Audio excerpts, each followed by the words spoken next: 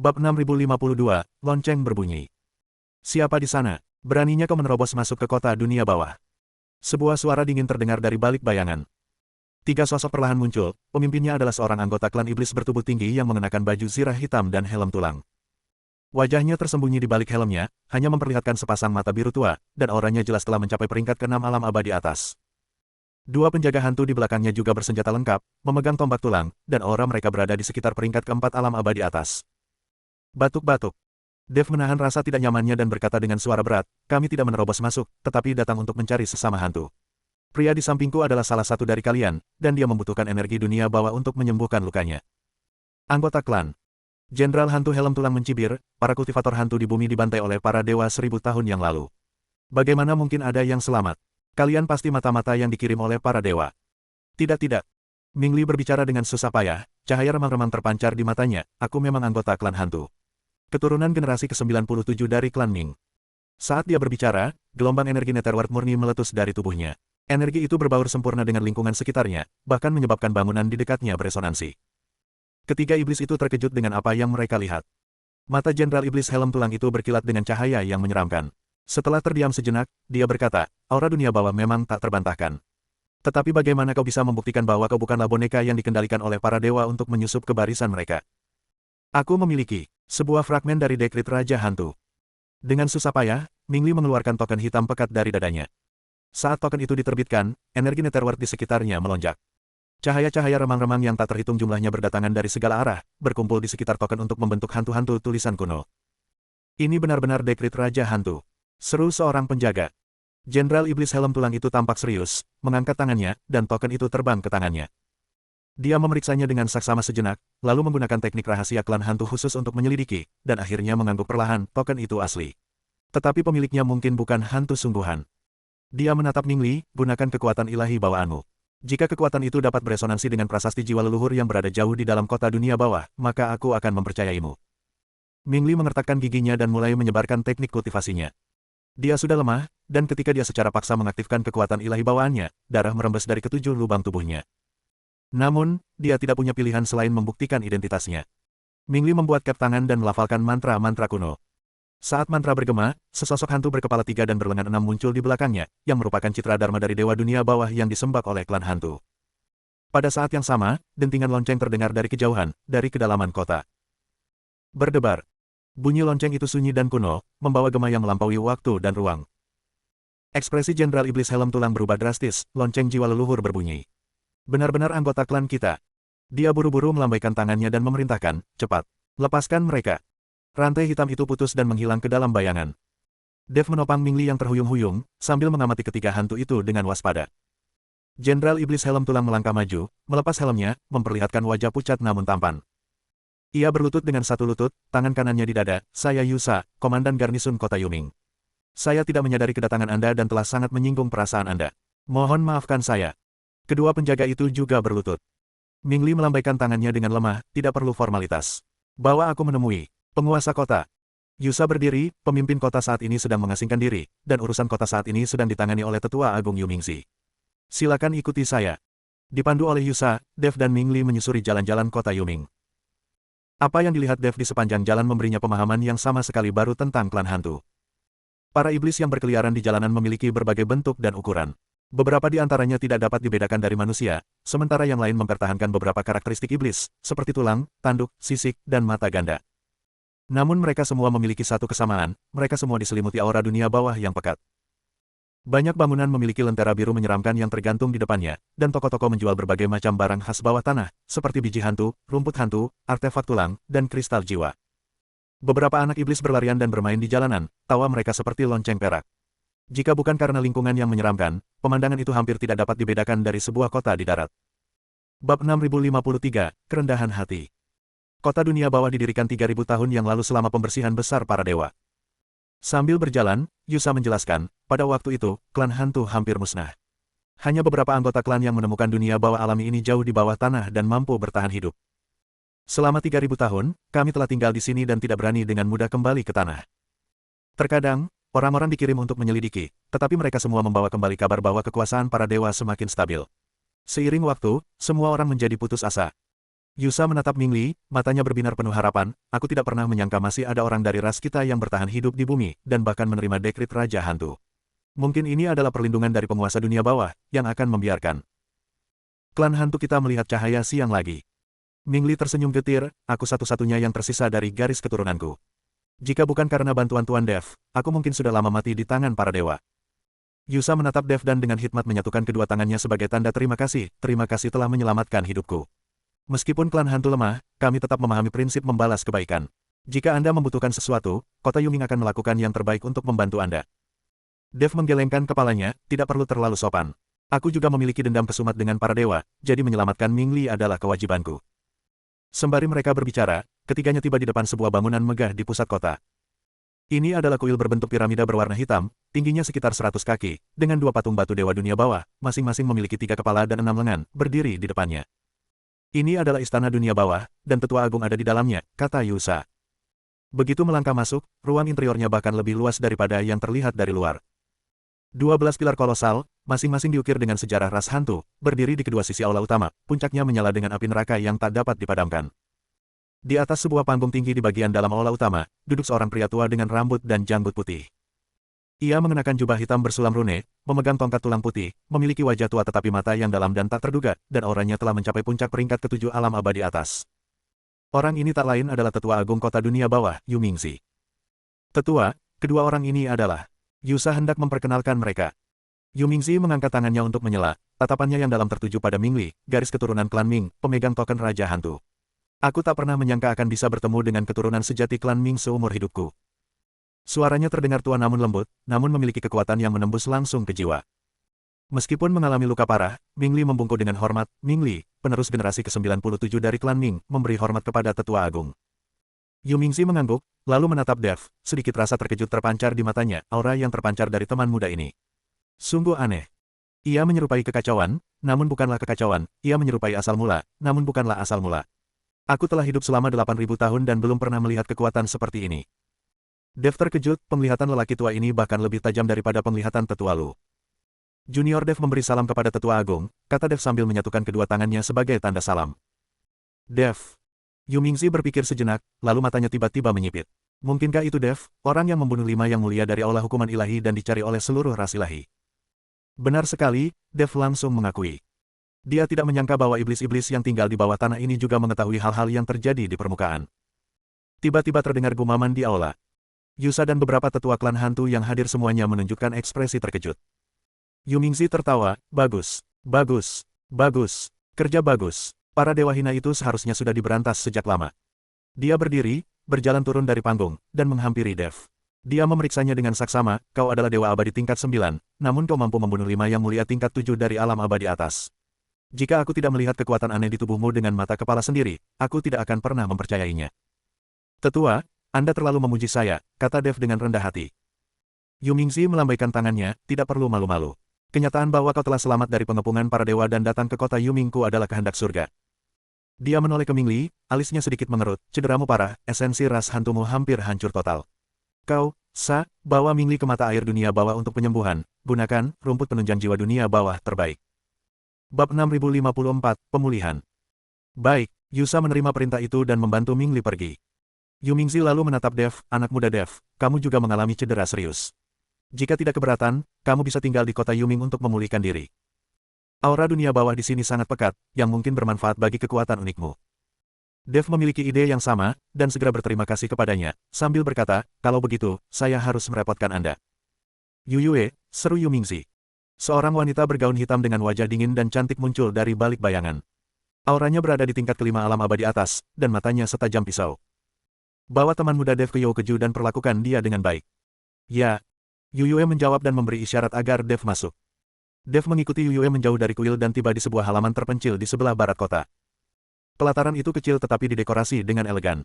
Terdapat mata air di pelataran yang terbentuk dari kondensasi energi eterik, yang sangat bermanfaat untuk penyembuhan. Pak Dev boleh membunyikan bel ini jika diperlukan. Yu Yue menyerahkan sebuah lonceng tulang, suaranya dingin dan jelas, kota dunia bawah tidak menerima orang luar. Mohon jangan berkeliaran sesuka hati, Tuan. Saya mengerti, Dev mengangguk. Setelah Yu Yue pergi, Dev duduk bersila di tepi mata air dunia bawah dan mulai memeriksa kondisinya sendiri. Dia memang mengalami luka serius dalam pertempuran melawan penindas iblis. Kekuatan kekacauan hampir habis, banyak meridiannya rusak, dan dantiannya juga retak. Seandainya bukan karena sifat khusus dari kekuatan kekacauan, seorang kultivator biasa pasti sudah lumpuh sejak lama. Jika itu pertarungan satu lawan satu, Dev yakin dia bisa membunuh mereka, tetapi orang-orang ini tidak memiliki etika bela diri, dan puluhan ribu dari mereka mengepungnya. Hal ini jelas akan menguras energi spiritual seseorang.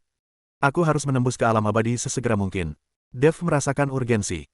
Hanya dengan menembus ke alam abadi dia akan layak untuk benar-benar bersaing dengan para dewa dan memiliki kemampuan untuk membalas dendam atas Raja Beruang Punggung Besi dan para iblis yang telah mati.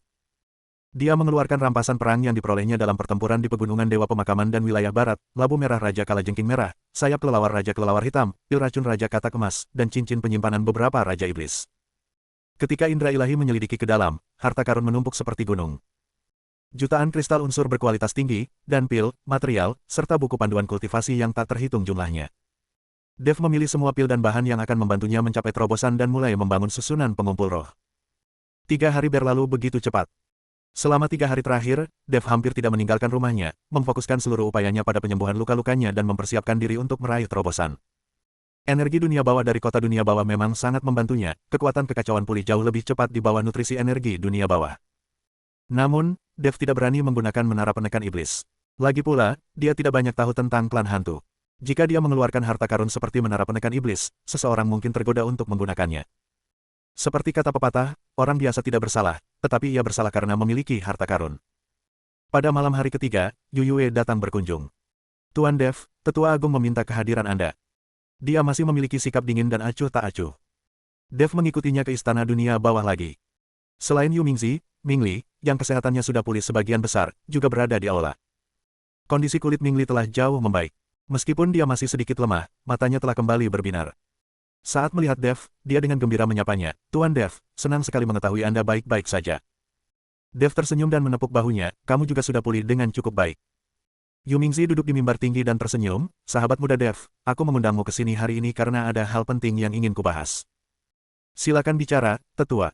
Ekspresi Yu Mingzi berubah serius, aku telah mendengar tentang wilayah barat dari Mingli, dan aku juga tahu tentang permusuhan berdarahmu dengan para dewa. Aku ingin mengajukan pertanyaan kepadamu apakah kau memiliki ambisi untuk menghancurkan para dewa dan membangun kembali tatanan 13 langit. Dev menjawab tanpa ragu, iya. Bagus. Kilatan cahaya muncul di mata Yu Mingzi, kalau begitu, kota Yuming bersedia membentuk aliansi denganmu untuk melawan para dewa. Setelah mendengar hal ini, para tetua di aula semuanya menunjukkan ekspresi terkejut. Seorang tetua berwajah merah berdiri dan berkata, Tetua, bukankah masalah ini terlalu terburu-buru? Kota dunia bawahku telah tersembunyi selama 3.000 tahun, dan sekarang terungkap di hadapan seorang pemuda manusia biasa. Aku khawatir. Bab 6055, Alam Rahasia. Takut apa? Yu Mingzi berkata dengan dingin, teruslah bersembunyi di bawah tanah, mencari nafkah, sampai ki dunia bawah habis dan anggota klanmu mati satu persatu. Dia berdiri, suaranya menggema, selama 3.000 tahun, kami para hantu telah bersembunyi di bawah tanah seperti tikus, menyaksikan tanpa daya ketika para dewa meracuni makhluk hidup, mengambil jiwa, dan memurnikan kristal jiwa. Sekarang setelah seorang jenius yang mampu membunuh kelima yang mulia dari aula hukuman ilahi akhirnya muncul, ini adalah kesempatan emas. Kekuasaan para dewa mungkin tampak stabil, tetapi kenyataannya, kekuasaan itu penuh dengan konflik internal. Hanya dengan satu percikan, ia dapat menyulut kebakaran besar. Yu Mingzi menatap Dev, sahabat muda Dev, aku tidak mengharuskanmu untuk memulai perang besar-besaran dengan para dewa sekarang. Aku hanya meminta satu hal darimu, jika suatu hari nanti kau memiliki cukup kekuatan, kau harus mencari keadilan untuk klan hantu dan untuk semua ras yang tertindas oleh para dewa. Begitu dia selesai berbicara, kekuatan kacau di dalam dirinya melonjak, mengembun menjadi rune sumpah abu-abu di atas kepalanya dan menghilang ke dalam alisnya. Ini adalah sumpah hati Dao. Sekali dilanggar, hati Dao akan runtuh dan semua kultivasi akan hilang. Melihat hal ini, Yu Mingzi sangat senang, bagus. Bagus, aku tahu aku tidak salah menilaimu. Dia turun dari mimbar dan mengeluarkan selembar kain giok hitam pekat dari jubahnya. Ini adalah bagian pertama dari buku panduan rahasia tertinggi klan hantu, penjelasan sejati tentang dunia bawah, yang mencatat asal-usul kultivasi klan hantu. Meskipun Anda bukan anggota klan hantu, pemahaman Anda tentang jalan dunia bawah mungkin bermanfaat dalam pemahaman Anda tentang Dao Agung Kekacauan. Dev mengambil gulungan giok itu, memindainya dengan indera ilahinya, dan langsung terkejut. Penjelasan sejati tentang dunia bawah, benar-benar sesuai dengan reputasinya sebagai manual rahasia tertinggi klan hantu. Penjelasannya tentang jalan dunia bawah sangat indah, dan banyak sudut pandangnya bertepatan dengan pemahamannya tentang Dao Agung Kekacauan, bahkan menawarkan perspektif baru. Terima kasih banyak, Tetua, kata Dev dengan tulus. Yu Mingzi melambaikan tangannya, tidak perlu bersikap sopan. Hanya ini yang bisa kulakukan. Adapun apakah kau bisa menembus ke alam abadi atas, itu tergantung pada takdirmu sendiri. Dia berhenti sejenak, lalu berkata, jauh di dalam kota dunia bawah terdapat alam rahasia dunia bawah, tempat kultivasi yang didirikan oleh tokoh-tokoh kuat dari klan hantu di zaman kuno. Ki dunia bawah di dalamnya sangat murni dan memiliki efek mempercepat waktu. Anda dapat pergi ke sana untuk berkultivasi dalam pengasingan dan menembus batasan Anda. Mata Dev berbinar, percepatan waktu. 10 hari berlalu di alam rahasia, tetapi hanya 1 hari berlalu di dunia luar. Yu Mingzi berkata, namun, setiap kali alam rahasia dibuka, biayanya sangat besar, dan setiap orang hanya dapat memasukinya sekali seumur hidup. Apakah Anda bersedia? Ya, jawab Dev tanpa ragu. Memberinya lebih banyak waktu untuk mencapai terobosan adalah hal yang paling dia butuhkan saat ini. Selain itu, aku memiliki menara penekan iblis, 1 hari di luar setara dengan 100 hari di dalam. Dan dengan tambahan berkah dari alam rahasia. Ini berarti bahwa 1 hari di dunia luar setara dengan 10 hari di alam rahasia, sementara beberapa tahun dapat berlalu di dalam menara penumpas iblis. 1 hari di luar sama seperti beberapa tahun di dalam menara. Dev bahkan tidak berani memikirkannya, jika dia tidak bisa menembus penghalang ini, lebih baik dia menyerah saja pada hidup. Baiklah, alam rahasia akan terbuka dalam 3 hari. Bersiaplah. Yu Mingzi berkata, Mingli juga akan masuk, dia perlu memperbaiki sepenuhnya asal-usul klan hantu. Setelah meninggalkan istana dunia bawah, Dev kembali ke penginapan dunia bawah dan mulai bersiap untuk memasuki alam rahasia. Dia mengkategorikan semua ramuan yang dapat membantunya menembus batas, dan dengan cermat mempelajari penjelasan sejati tentang dunia bawah. Buku rahasia ini memang sangat mendalam, banyak pembahasannya tentang hakikat energi dan penerapan hukum-hukum memperdalam pemahamannya tentang Dao Agung Kekacauan. 3 hari kemudian, jauh di dalam kota dunia bawah. Di depan sebuah altar kuno, Yu Mingzi, Mingli, dan Dev berdiri dengan hikmat. 8 tetua klan hantu berdiri mengelilingi altar, masing-masing memegang bendera tulang, membentuk susunan misterius. Sahabat muda Dev, Mingli, majulah ke tengah altar, kata Yu Mingzi. Keduanya mengikuti instruksi dan naik ke altar. Yu Mingzi membuat segel tangan, sementara 8 tetua secara bersamaan mengibarkan bendera tulang dan melantunkan mantra kuno. Rune-rune di altar menyala satu persatu, dan cahaya samar melesat ke langit, membentuk lorong berbentuk pusaran di atasnya. Ingat, alam rahasia hanya akan dibuka maksimal selama 3 hari, yang setara dengan 30 hari di dalam alam tersebut. Setelah waktunya habis, Anda akan secara otomatis diteleportasi keluar, Yu Mingzi menyimpulkan. Mengerti, jawab keduanya serempak. Cahaya remang-remang menyelimuti mereka, dan sesaat kemudian, Dev dan Mingli menghilang. Bab 6056. Pemandangan di hadapannya berubah, dan Dev mendapati dirinya berada di ruang abu-abu yang berkabut. Tidak ada langit, tidak ada bumi, hanya kabut kelabu yang tak berujung. Kabut itu mengandung energi dunia bawah yang sangat murni, dan dengan setiap tarikan napas, seseorang dapat merasakan kultivasi mereka perlahan meningkat. Mingli menarik napas dalam-dalam dan berseru dengan gembira, ini adalah alam rahasia dunia bawah. Alam ini benar-benar sesuai dengan reputasinya. Dia menatap Dev, Tuan Dev, saya akan pergi ke kedalaman alam rahasia untuk menemukan ki asal dunia bawah untuk sepenuhnya memperbaiki asal-usul saya. Bagaimana dengan Anda? Dev melihat sekeliling, aku akan mengasingkan diri di sini untuk menembus batasan kultivasiku. Ki dunia bawah di sini akan membantuku memahami Dao Agung Kekacauan. Baiklah, mari kita berpisah. Sampai jumpa dalam 300 hari. Mingli berubah menjadi bayangan hitam dan menghilang ke dalam kabut tebal. Dev kemudian mengeluarkan menara penekan iblis, memasuki menara, duduk bersila, dan mulai melancarkan teknik konsentrasi pikiran. Energi gaib di dalam kabut kelabu terus mengalir ke tubuhnya, di mana energi itu ditelan dan diubah oleh kekuatan kekacauan. Luka-lukanya sembuh dengan kecepatan yang terlihat jelas, dan tingkat kultivasinya juga terus meningkat. Sambil mengeluarkan bulungan giok berjudul, penjelasan sejati tentang alam bawah, Dev membenamkan indera ilahinya ke dalamnya dan mulai memahami esensi Dao alam bawah. Alam baka, tempat kematian yang paling ekstrim, juga merupakan awal dari kehidupan baru. Klan hantu percaya bahwa semua hal yang lahir pasti akan mati, dan semua hal yang mati pasti akan lahir kembali. Siklus kelahiran dan kematian adalah jalan yang sebenarnya. Jalan menuju alam baka bukanlah sekadar jalan kematian, tetapi jalan kehidupan dan kematian, siklus reinkarnasi. Siklus hidup dan kematian. Dev bergumam sendiri, sebuah inspirasi tiba-tiba terlintas di benaknya. Apa itu kekacauan? Kekacauan adalah keadaan sebelum penciptaan langit dan bumi, ia adalah awal dari segala sesuatu dan juga akhir dari segala sesuatu. Kekacauan meliputi segalanya, hidup dan mati, yin dan yang, waktu dan ruang. Semuanya ada di dalam kekacauan. Jadi begitu. Mata Dev berkilat tajam, kekacauan bukanlah sekadar kehancuran, bukan pula sekadar penciptaan, melainkan kesatuan dari keduanya. Kekacauan adalah awal dan akhir, ia adalah hidup dan mati, ia adalah penciptaan dan kehancuran. Pada saat ini, pemahamannya tentang Dao Agung Kekacauan mengalami lompatan kualitatif. Kekuatan kacau di dalam tubuhnya beredar liar, membentuk pusaran abu-abu. Di tengah pusaran, sebuah titik cahaya abu-abu seukuran butir beras perlahan mengembun, yang merupakan prototipe dari benih Dao Kekacauan. Namun Dev tahu bahwa itu saja tidak cukup. Benih kekacauan sejati harus diintegrasikan dengan pemahaman tentang hidup dan mati, serta dengan wawasan tentang reinkarnasi. Dia mengeluarkan sebuah pil dan menelannya. Ini adalah pil kelahiran kembali 9 transformasi, yang dia temukan di cincin penyimpanan Raja Katak Emas. Pil ini dapat mensimulasikan siklus hidup dan mati serta membantu orang memahami jalan agung hidup dan mati. Setelah menelan ramuan itu, pemandangan di depan mata Dev berubah drastis. Dia melihat kehidupan masa lalu dan masa kininya, serta siklus hidup dan mati dari makhluk yang tak terhitung jumlahnya. Kelahiran, penuaan, penyakit, dan kematian, cinta, benci, dan nafsu semuanya berada dalam siklus reinkarnasi. Dia kembali melihat senyum di wajah Raja Beruang Punggung Besi saat dia mati dalam pertempuran, sosok rusa tua yang roboh karena kelelahan, dan mata tanpa rasa takut dari prajurit iblis yang tak terhitung jumlahnya. Kematian bukanlah akhir. Kebencian bisa terus berlanjut. Harapan tak pernah sirna. Jadi begitu. Dev memejamkan matanya, dan setetes air mata mengalir di pipinya. Titik cahaya abu-abu itu mulai membesar dan berubah, dan pola-pola misterius muncul di permukaannya. Pola-pola yang saling terkait membentuk pola siklik mini. Benih dao kekacauan mulai benar-benar terbentuk. Namun pada saat itu, sesuatu yang tak terduga terjadi. Raungan yang memekakan telinga tiba-tiba menggema dari kedalaman alam rahasia, menyebabkan seluruh ruangan bergetar hebat. Apa yang terjadi? Dev tiba-tiba membuka matanya dan keluar dari menara penekan iblis.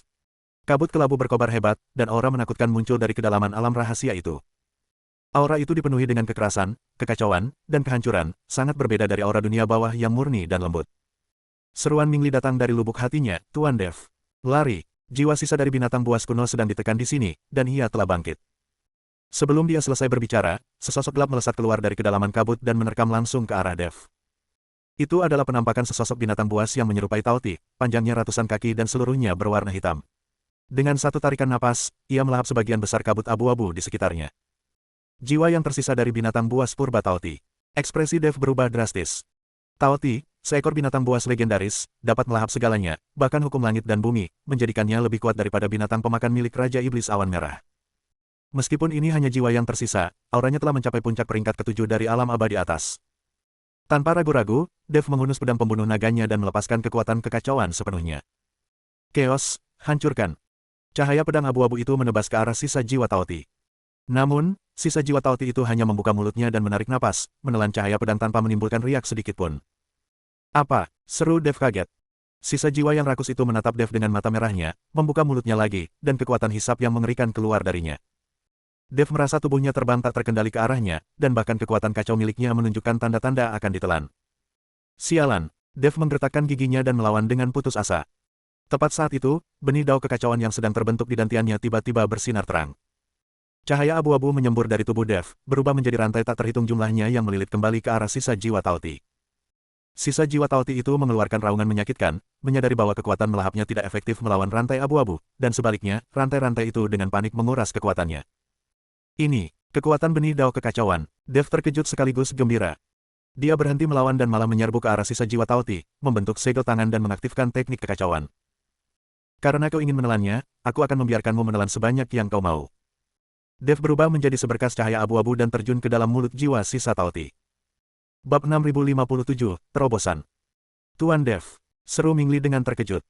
Di dalam sisa jiwa binatang buas yang rakus itu, Dev duduk bersila, membiarkan kekuatan pemangsa yang ganas mencabik-cabik tubuhnya.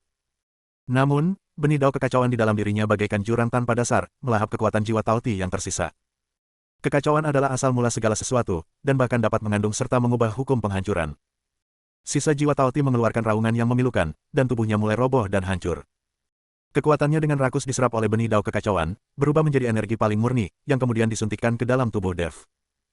Tingkat kultivasi Dev mulai meningkat pesat. Puncak peringkat ke-9 alam dewa abadi.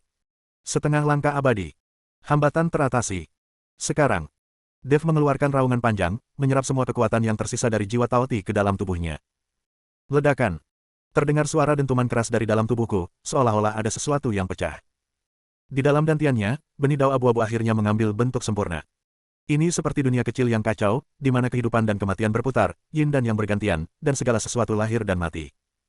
Aura Dev mulai meningkat dengan cepat. Alam surgawi, tingkat 1. Dini hari. Ujian tengah semester. Puncak. Hal itu baru berhenti ketika mencapai puncak peringkat pertama alam abadi. Kabut kelabu di alam rahasia itu menyerbu tubuh Dev dengan dahsyat, memperkuat tingkat kultivasinya yang baru. Ketika Dev membuka matanya lagi, seolah-olah dia melihat evolusi sebuah galaksi dan awal mula kekacauan. Dia mengepalkan tinjunya dengan ringan, dan ruang di sekitarnya tampak retak karena tekanan tersebut. Inilah kekuatan alam abadi. Dev merasakan gelombang kekuatan kacau di dalam tubuhnya, yang lebih dari 100 kali lebih kuat dari sebelumnya. Dia menatap sisa jiwa Tauti yang telah tercerai-berai. Jika bukan karena bantuan binatang buas kuno ini, dia tidak akan mampu menerobos begitu cepat. Jika itu kultivator lain, mereka mungkin bisa naik 3 tingkat sekaligus, tetapi bagi Dev untuk naik ke alam yang lebih tinggi, sumber daya dan kekuatan yang dibutuhkannya adalah jurang tanpa dasar. Dev sudah sangat puas karena berhasil mencapai puncak peringkat pertama alam abadi atas. Tuan Dev, apakah Anda baik-baik saja? Ming Li bergegas mendekat, wajahnya penuh kekhawatiran. Dev tersenyum tipis, tidak hanya kamu baik-baik saja, tetapi kamu sebenarnya telah mengubah kesialan menjadi berkah tersembunyi. Dia menatap Ming Li dan mendapati bahwa aura Ming Li juga menjadi jauh lebih kuat, mencapai peringkat ke-6 alam abadi atas. Jelas sekali, mereka memperoleh banyak keuntungan dari alam rahasia itu. Kau juga berhasil menembus? Tanya Dev. Ming Li mengangguk, setelah menemukan ki asal alam bawah, aku tidak hanya memperbaiki asal-usulku tetapi juga menembus ke peringkat ke-6 alam abadi atas. Tuan Dev, apa yang Anda lakukan sekarang? Puncak dari peringkat pertama alam abadi atas, kata Dev. Ming Li tersentak, dia berhasil menembus alam dewa abadi. Ini terlalu sulit dipercaya. Ini merupakan lompatan maju yang signifikan. Dev tersenyum dan berkata, itu hanya keberuntungan. Jika bukan karena sisa jiwa binatang buas kuno itu, aku tidak akan bisa menembus level secepat ini. Dia menatap ke kedalaman alam rahasia itu, berapa lama lagi sampai kita bisa keluar? Seharusnya masih ada sekitar 100 hari lagi, kata Ming Li. Baiklah, mari kita manfaatkan 100 hari ini untuk memperkuat kultivasi kita dan memahami apa yang telah kita peroleh. Keduanya kembali mengasingkan diri. 100 hari telah berlalu dalam sekejap mata. Ketika lorong rahasia itu terbuka kembali, Dev dan Ming Li membuka mata mereka bersamaan. Saat ini, aura Dev terkendali dan mendalam, seperti jurang yang dalam, tampak tenang tetapi menyimpan kekuatan yang menakutkan. Kekuatan kekacauan terus-menerus dihasilkan di dalam tubuhnya, dan benidau kekacauan perlahan berputar di dalam dantiannya, berevolusi menjadi dunia kekacauan mini. Dia berada di puncak peringkat pertama alam abadi atas, tetapi kekuatan tempurnya yang sebenarnya mungkin cukup untuk melawan bahkan kultivator alam abadi atas peringkat ke-9. Ayo pergi, sudah waktunya keluar. Dev berdiri, tatapan matanya memancarkan dingin. Ras dewa, saatnya kita menyelesaikan urusan kita. Keduanya melangkah masuk ke lorong dan menghilang.